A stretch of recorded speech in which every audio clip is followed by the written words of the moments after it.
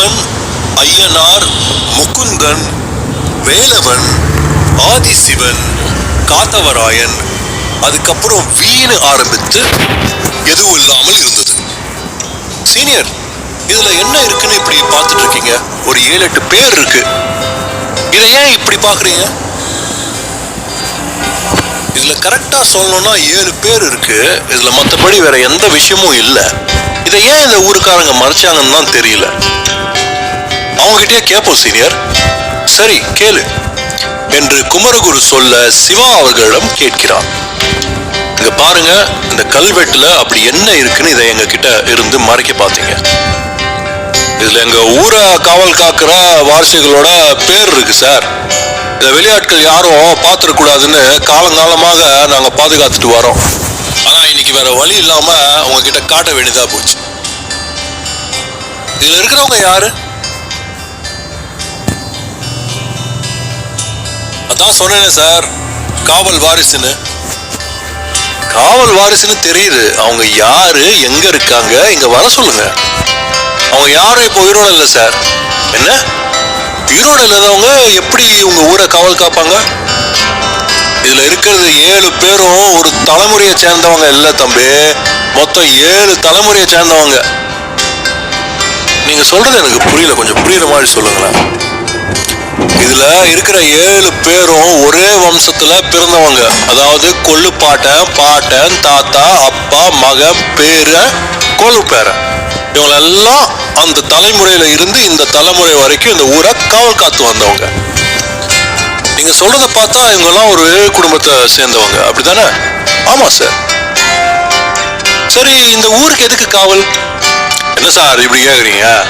இப்பதான் மிருகங்கள்லாம் குறைவு, அப்பெல்லாம் மிருகங்கள் அதிகம். நாங்கெல்லாம் இரவுல நிம்மதியா தூங்கணும்னா இவங்க தான் இரவு முழுவதும் கண் முழித்து காவல் காப்பாங்க. அது மட்டும் இல்லாம இந்த ஊருக்கு திருட்டு பசங்களும் வருவானுங்களாம். அதான் சார் இந்த காவல். சரி, அப்படிப்பட்ட குடும்பத்துல எப்படி இப்போ ஒருத்தவங்க கூட உயிரோட இல்லாம இருக்காங்க? அந்த கொடுமையை ஏன் சார் கேக்குறீங்க? இந்த ஊரை கடைசியா காவல் காத்து வந்த காவல் வாரிசு காத்தவராயன். அவனுக்கு அவன் மகன்னா உசுறு சார். ஒரு நாள் காத்தவராயன் பட்டணத்துக்கு போயிட்டு வரேன்னு போனவன் திரும்பி வரும்போது பிணமா தான் சார் வந்தான். அவன் கூட போன அவனோட குழந்தைய பத்தி எதுவும் தெரியல. நாங்களும் அந்த பள்ளத்தாக்குல இறங்கி 3 நாள் தேடணும். எங்களுக்கு அந்த குழந்தை கிடைக்கல. சிங்கமோ புலியோ தூக்கிட்டு போயிருக்குன்னு விட்டுட்டோம் சார். எப்படி தெரியல சார். அவனோட குதிரை வண்டி பள்ளத்துக்குள்ள விழுந்து கடந்துச்சு சார். யாராவது அவனை கொலை பண்ணிருப்பாங்கன்னு சந்தேகப்படுறீங்களா? அதுக்கு வாய்ப்பே இல்லை சார். காத்தவராயன் ஒரு வீரம் மட்டும் இல்லை, விவேகம் நிறைந்தவன் சார். அவன் நேருக்கு நேர் இல்லை, முதுகுக்கு பின்னால் நின்று கூட அவனை வீழ்த்த முடியாது சார். அப்பேற்பட்ட வீரம் சார் அவன். அப்புறம் எப்படி அவங்க இருந்தாங்க தெரியல சார். ஒருவேளை வண்டியோட அச்சாணி முழுந்திருக்கலாம் சார். அதனால அவன் வண்டி பள்ளத்துல கவிழ்ந்திருக்கலாம் சார். சரி, அவங்க மனைவி இருக்காங்களா? அவங்கள வர சொல்லுங்க. அவங்களும் இங்க இல்ல சார். அவங்க கணவர் இறந்த துக்கம் தாங்காம அவங்க இந்த ஊரை விட்டுட்டு போயிட்டாங்க சார். அப்படியா? சரி, வேற எதுவும் தகவல் வேணுமா சார்? இல்லைங்க, உங்களை டிஸ்டர்ப் பண்ணதுக்கு எங்களை மன்னிச்சுக்கோங்க, நாங்க வரோம் என்று சொல்லிவிட்டு கிளம்பினார் இருவரும். சிவா, எதுக்கும் அதை ஒரு போட்டோ எடுத்துக்கோ. Okay senior. சிறிது நேரத்திற்கு பிறகு, என்ன சீனியர் இப்படி ஆயிடுச்சு? ஏதாவது ஒரு க்ளூவா கிடைக்கணும்னு நினைச்சிட்டு இருந்தோம். ஆனா இதுவும் இப்படி ஆயிடுச்சு. வெறும் காவல் வாரிசு மட்டும் தெரிஞ்சுக்கதான் இங்க வந்தோமா? நான் என்ன பண்ண சிவா? எனக்கு மட்டும் ஆசையா என்ன? அட போங்க சார், ஒரு நம்பிக்கையோட போனோம். ஆனா இப்படி ஆயிடுச்சு. என்ன சார் பண்றது? இது வரைக்கும் எந்த ஒரு உருப்படியான தகவலும் கிடைக்கல. என்ன பண்ணலாம்னு எனக்கு அப்படியே மண்டைய பிச்சுக்கலாம் போல இருக்கு. என்ன சிவா பண்றது? நாம நினைக்கிறதெல்லாம் நடக்காது. பார்க்கலாம் என்ன நடக்குதுன்னு. சரி சார், இப்போ என்ன பண்ணலாம்? சிவா, இது வரைக்கும் ரெடி பண்ண ரிப்போர்ட்லாம் இருக்கா? இருக்கு சீனியர். ஏன் கேக்குறீங்க? அதெல்லாம் அப்படியே பத்திரமா கட்டி ஒரு இதுல போட்டு வச்சிரு. அப்புறம் இன்னில இருந்து புதுசா நாம ரிசர்ச் பண்ணணும். என்ன சீனியர், மறுபடியும் முதல்ல இருந்தா? ஆமா, இது வரைக்கும் நாம அசால்ட்டா ரிசர்ச் பண்ணோம். இனிமேல் அப்படி இருக்கக்கூடாது. என்ன சீனியர் சொல்றீங்க? எனக்கு ஒன்றும் புரியலையே.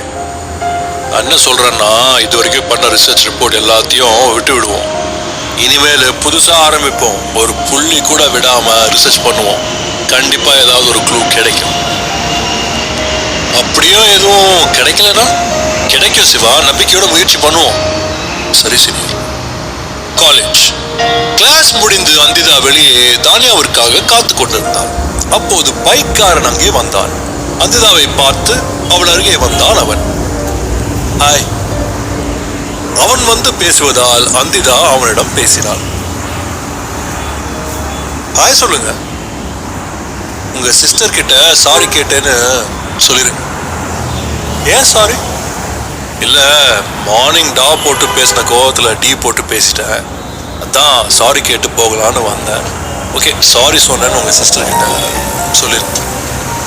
ஒரு நிமிஷம், அவன் என் சிஸ்டர் இல்லை, ஃப்ரெண்டு தான். சரியா?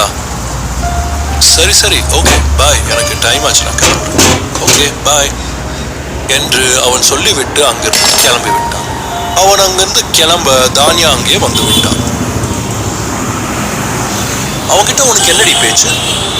நான் எங்கடி பேசினேன்? அவன் தான் வந்து பேசினான். என்ன பேசினான்? ஒன்றும் பேசல, உன்கிட்ட சாரி கேட்டேன்னு சொல்ல சொன்னான். என்னவா? கோவத்தில் டீ போட்டு பேசிட்டான்ல, அதுதான். இந்த பசங்களுக்கு இது தாண்டி சாக்கு. முதல்ல சண்டை போட வேண்டியது, அப்புறம் சமாதானம் பேசுற மாதிரி ஃப்ரெண்டு பிடிச்சு அப்புறம் ப்ரப்போஸ் பண்ண வேண்டியது. இவங்களை பத்தி நம்மளுக்கு தெரியாதா? விடு, வா போலாம். இருவரும் ஸ்கூட்டியை எடுத்துக்கொண்டு கிளம்பி சென்றனர். இவர்கள் செல்லும் போது சிக்னலில் பைக்காரன் நின்று கொண்டிருந்தான். அவனுக்கு பின்னால் தானியாவும் அந்திதாவும் நின்றார்கள். கிரீன் சிக்னல் விழுவதற்கு அப்புறம் அவன் முன்னே செல்ல இவர்கள் பின்னாலே சென்றனர். இவர்களுக்கு அவன் போக போக ஆச்சரியமாக இருந்தது. அவர்கள் வீட்டிற்கு செல்லும் வழியேதான் அவனும் சென்று கொண்டிருந்தான். என்னடி அந்திதா, இவன் நம்ம வீட்டுக்கு போற வழியில தான் போறான்? அதான் எனக்கும் புரியல. அவர்கள் தெருவிற்கு முதல் தெருவில் அவன் ரைட் கட் பண்ணி உள்ளே சென்றான். அவர்கள் நின்று அவனை பார்த்தார்கள். அவன் ஒரு வீட்டின் முன் நின்று பைக்கை ஏற்றி உள்ளே நிப்பாட்டி விட்டு அவன் உள்ளே சென்றான். இதுதான் இவன் வீடு போல தானியா? அப்படிதான் நினைக்கிறேன். அப்போ அன்னைக்கு நம்மள இவன் ஃபாலோ பண்ணல, அவன் வீட்டுக்கு தான் வந்திருக்கான். நாம தான் தப்பா எடுத்துக்கிட்டோம் போல. ஒருவேளை நல்லவனா இருப்பானோ? இல்ல, அவன் கெட்டவன் தான். தானியா அவனை நம்ப மறுத்தாள்.